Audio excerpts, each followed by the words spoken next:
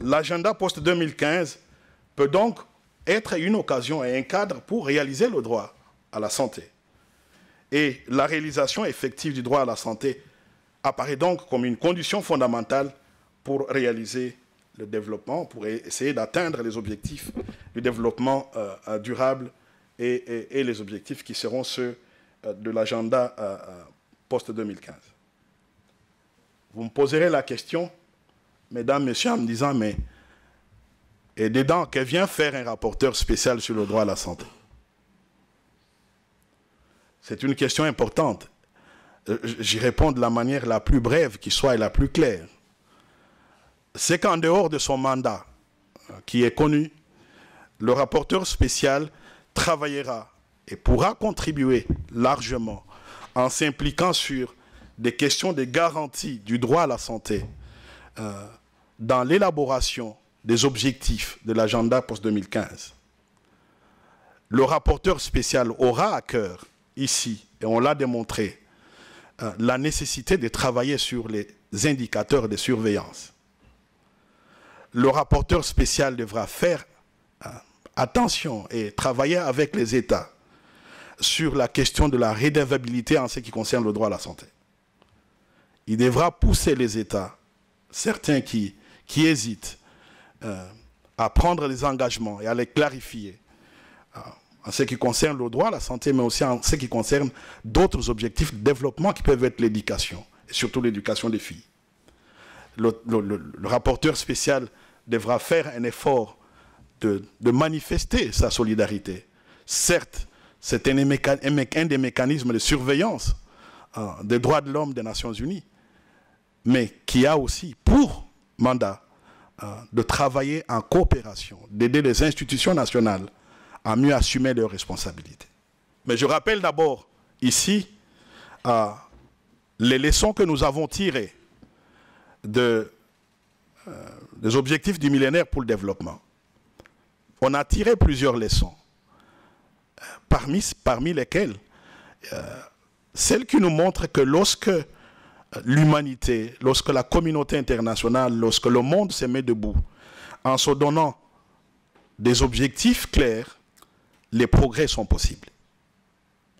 Ces progrès sont possibles dans plusieurs domaines, même s'il y a encore des inégalités.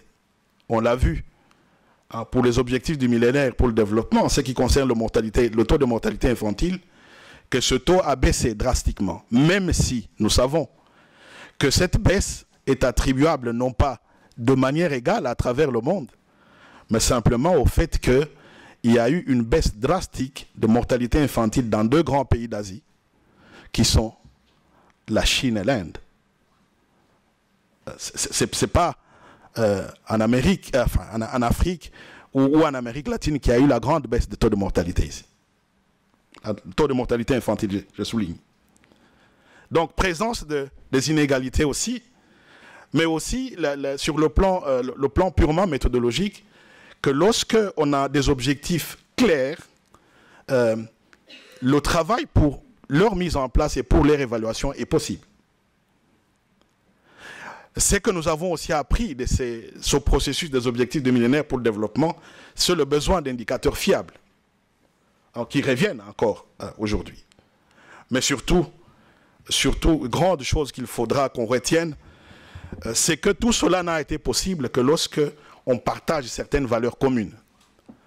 Ces valeurs communes, ce sont des valeurs de participation de tous les acteurs concernés dans des questions de développement, à la fois au plan des États, mais aussi sur le plan international.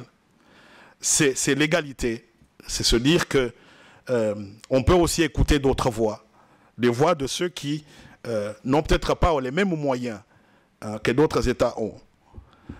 Et surtout la valeur d'universalité sur lesquelles reposent les principes fondamentaux de droits de l'homme.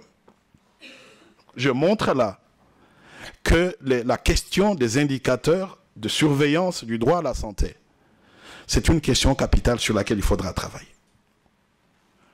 Mais surtout, l'autre enjeu important, c'est l'enjeu de la solidarité.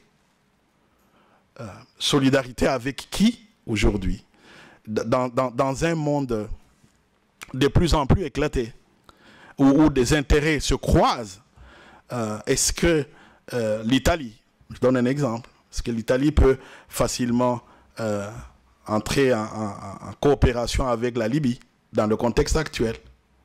Ça peut être aussi un autre pays.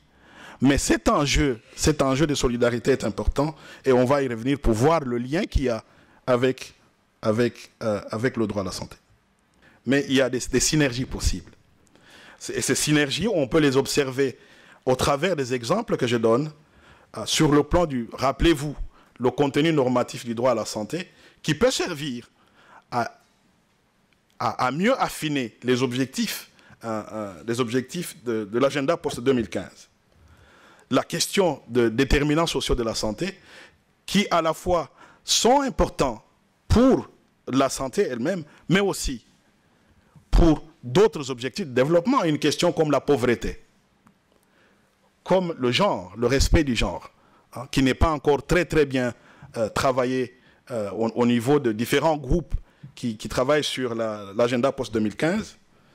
La question de l'effectivité liée par exemple aux besoins qu'on a de ressources humaines de santé pour réaliser ce droit et aider là à atteindre peut-être d'autres objectifs de l'agenda post-21, la question est de l'accès aux médicaments essentiels.